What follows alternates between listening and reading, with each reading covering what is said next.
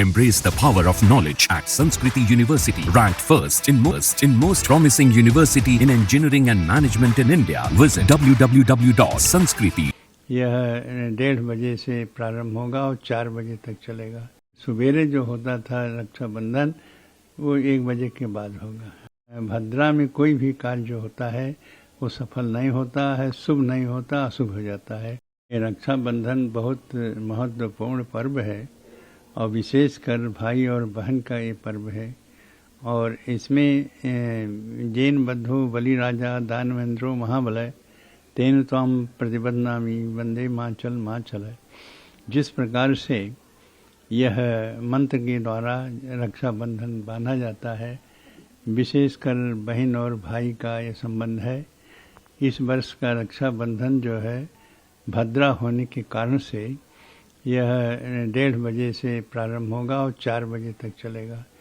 इसलिए इस वर्ष का पर्व सवेरे जो होता था रक्षाबंधन वो 1 बजे के बाद होगा, क्योंकि भद्रा में कोई भी कार्य जो होता है वो सफल नहीं होता है, शुभ नहीं होता, अशुभ हो जाता है। तो देख करके कि अशुभ न हो जाए, भाई बहन के जो संबंध होते हैं वो ऐसा न हो जाए, इसलिए जो समय है वो इस समय पर ही इसको भद्रा के समाप्ति पर यह जो रक्षाबंधन है इसको प्रारंभ किया जाएगा। हमारे यहाँ भगवान श्री रामलला को भी प्रतिवर्ष रक्षाबंधन आता है, बाहर से आता है।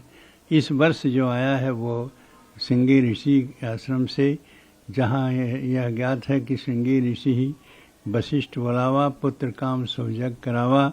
उन्होंने वशिष्ठ जी बुलाए थे और भगवान श्री राम के प्रकट होने के लिए, पुत्र के रूप में आने के लिए इन्होंने यज्ञ कराया था महाराज दशरथ के द्वारा। तो उसी ऋषि को, अपनी पुत्री को इन्होंने शादी कर दिया, जो राम से पहले पैदा हुई थी और जिनका नाम था शांता।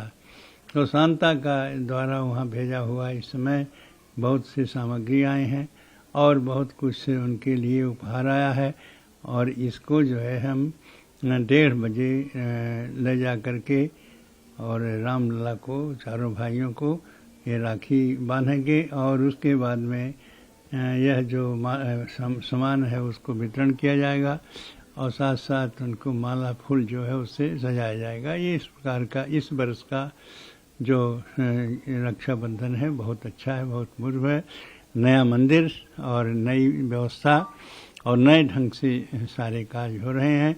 जब से प्राण प्रतिष्ठा हुई है तब से लोगों का बहुत उत्साह बढ़ा है और वही उत्साह में इस वर्ष का जो यह राखी है, रक्षाबंधन है, वो बहुत उत्साह के साथ मनाया जा रहा है रामलला के दरबार में।